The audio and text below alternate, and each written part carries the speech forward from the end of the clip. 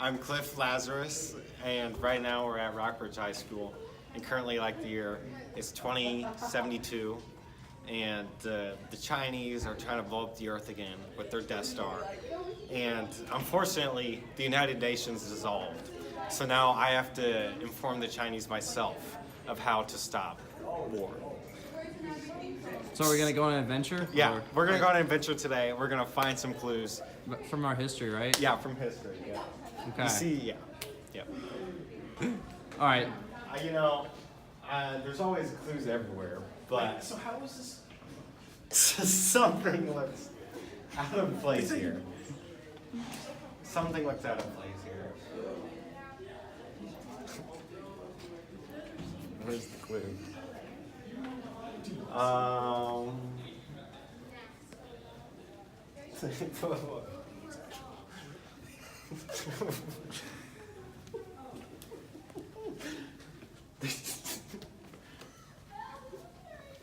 I don't think there's anything on this wall. Yeah. Do you see a clue? Yeah, do you see a clue? Right there. What are you talking about? Right there. Right there. Yeah, put your glasses on. We found the clue. Let's see what this says. There is no need to hold a gun at your enemy unless they have harmed you. Powerful. Hey, man. Hey, Get your nukes out of Turkey. I'm not taking my nukes out of Turkey. You know what? You know what? Let's go. Let's do it right now. There you go. Let's do it right There you now. go. Let's do it. Oh my god. Oh my god. Wait. Hold on. You're right. Hold on. You have a nuke? Yeah. Wait, okay. Yeah, I got you better things out of Turkey. Hold on. And you can take your nukes out of Cuba, and we all can just not blow up the world once. Nah, I'm keeping my cubes. I'm keeping it on He wants to I'm keep keeping his my nukes. You can't do that. You can't do that. That's not right. Okay. What if you said you took your nukes out, but you didn't? I'll take my nukes out of Turkey, and I won't invade you. No more Bay of Pigs. Deal? Deal. Deal. Deal. Bitch. That was a very powerful lesson we just learned. Let's see if we can't find another clue. I don't know where this clue might be. It could be anywhere. A few moments later. What's going on here? Oh, here's the clue. The intent to kill civilians is the intent of evil. I did not know this.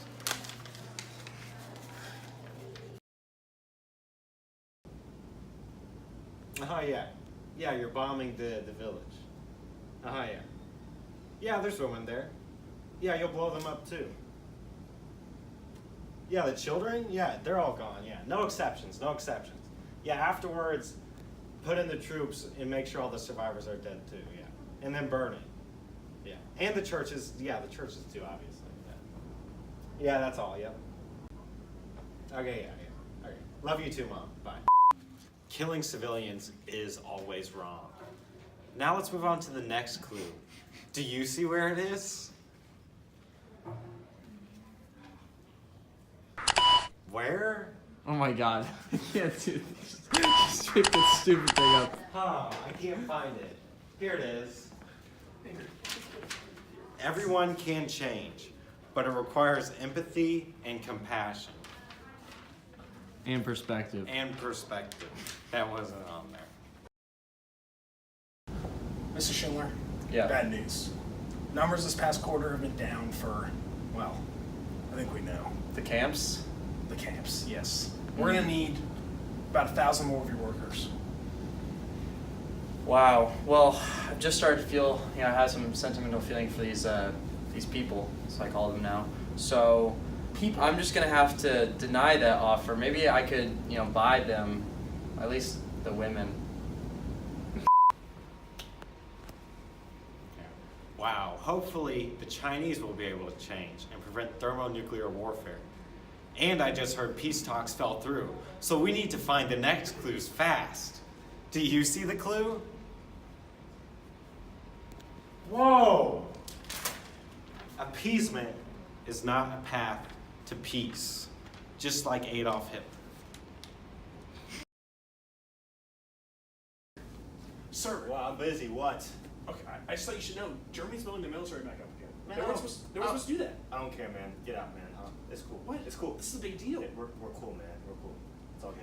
Let them do what they want. Sir, Hitler has full dictatorial control of Germany. He's about to take over the Rhineland. Hey, I'm talking about Candy Crush, man. Give him to him. Just give it to him, man. Give it to him? Yes. What? I can't tell I'm you. talking about Candy Crush. Please leave. Please leave the office. Okay. Sir, Germany just annexed Austria. Sir. Germany annexed Austria. It's not. What? Don't take it now. Come on. Okay. Sir. Yes. Germany just attacked Poland. No. Yeah. No. What do we? I don't know how it could have got this bad. Why'd you let it get this far? What? Why'd you let it get this far? You're the Why Prime didn't you just Minister. tell me? Why? No. That was a great lesson we just learned. And we need to get the clues fast now. The Death Star is powering up. Let's see if we can't find the clues. I think this is it. Help us prevent teen suicide. That's not the clue. Where's the clue? Where's the clue? Oh, here it is. Enemies of the past are not always enemies of the future. Correct.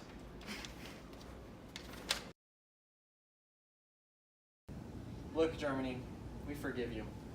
But we're going to divide your country into 4 different pieces and divide your capital into 2 and probably build a wall in between the capital.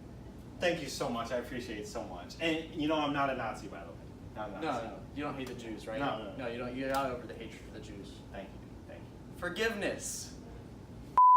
Wow, we got all 5 messages to China. Thank you so much.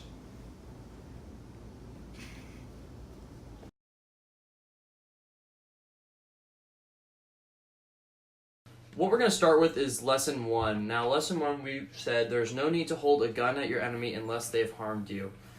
What I was specifically thinking of was the Cold War, Cuban Missile Crisis. I feel like in a lot of history, especially in World War II, there are a lot of attacks against people that really did nothing wrong against the attacker, especially if you had like Nazi Germany. And they invaded Poland, and Poland never attacked anybody. So I think like if this rule was implemented in the future, a lot less people would invade countries unless the countries they're invading are bad. Yeah, the entire motivation of the Cuban Missile Crisis was Russia was afraid that United States missiles in Turkey would go to Moscow, and so they decided, and out of that fear, they decided to put missiles in Cuba to make the U.S. afraid. So it kind of comes down to fear, but it wasn't really necessary because there wasn't true conflict between the U.S. and the USSR. Our second lesson is the intent to kill civilians is the intent of evil. Multiple times throughout World War II and later, there have been crimes against humanity. Like you said, there were a lot of things that happened that with intent for evil against civilians. For example, like the rape of Nanking, the Holocaust, the Soviet Union after the Germans surrendered, the French regime, Karl Donitz, and basically the Nazi experiments. But for a specific example, with the rape of Nanking, the Japanese butchered estimated 1,500 male prisoners, and an additional 500 male civilians, and raped at least 20,000 women and girls of all ages. And to me, that's pretty drastic and pretty unnecessary. In war, you don't really need those type of things, and it's just for demoralizing the civilians, but it's unnecessary in the acts of war. Yeah, I completely agree. I think some attacks are strategic, like when the U.S. did drop the atomic bomb. It was strategic. It wasn't just a plain attack for evil to kill civilians, but people can definitely learn from the rape of Nanking to not act so wildly. And you mentioned Soviet Union, after Germany surrendered, just raping a lot of women in Eastern Europe as they took over previous Nazi areas. So definitely there was some growth that maybe could have changed if they would have known what we know now. So let's move on to lesson 3.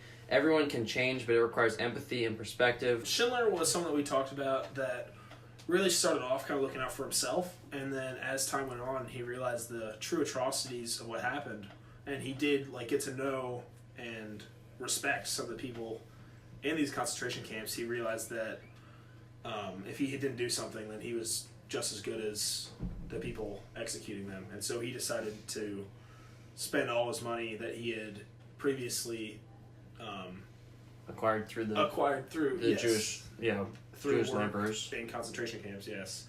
And it really was a big paradigm shift for him because he started out greedy and then he comes out as someone that still does get punished after World War II ends, but he knows, and the thousands of lives he saved, they all know the good person that he ended up being. Yeah, eventually he was forgiven as well. So Schindler was a person who was part of the Nazis and then converted to the right path, and I think that can really show that anyone can change, no matter how evil you look. You just got to get to know them. So our fourth lesson is appeasement is not a path to peace. This is kind of how World War II started. In the video, we had Nate acting as Neville Chamberlain, and Mason was kind of an informant, and basically every time that something happened with Germany, Britain just kind of wanted to keep the peace, and they were so into keeping the peace that they didn't want to do what was right, and so they didn't stop Germany from taking various areas. They just kept pushing for not engaging in a second World War, and that ultimately their fear caused them to have Germany become a superpower and actually an actual contender in taking over the world.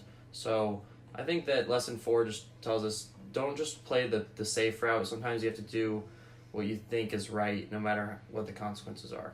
I think one of the big difficulties of appeasement is, if we look at the Cold War, the United States and other capitalist countries were very hard on communism and the spread of communism, and that resulted in a very long, drawn-out Cold War, which most, I think, would say is better than World War II, but because it didn't allow communism to get to the power of Nazism.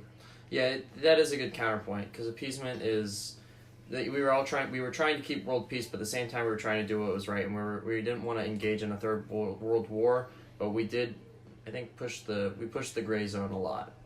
So our fifth and final lesson is enemies of the past are not always enemies of the future.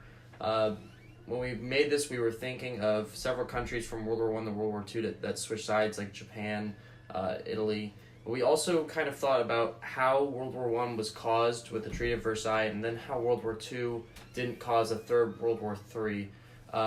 And we mentioned the division of Germany, and I think Luke really likes this one, so we'll let Luke talk about this one a little bit. Well, it's very interesting how the United States handled the end of World War II. They learned a lot from World War I by not being cruel to the losers of the war. They instead tried to help build them up with the Marshall Plan and such, and putting billions of dollars into the European economy to try and rebuild the entirety of Europe so that people could be prosperous and they wouldn't result to fascism and structures of authoritarianism that would oppress people because they didn't really know anywhere else to turn. They would just go toward this because they were poor, but if everybody's built up, they don't have to resort to such drastic systems. And also in Japan too, the United States helped rebuild them too, and their economy also prospered after World War II. So it's an important lesson here that you should try and make friends out of your enemies after you've beaten them. Yeah, and one thing that Mason just showed me that I think is really important is the League of Nations was an attempt to create world peace after World War I, but it failed. I think the United Nations now is much stronger, and it really does go to show you that enemies of the past are not always enemies of the future. Everything can be solved through diplomacy, and sometimes it's better just to know someone before you go to war with them.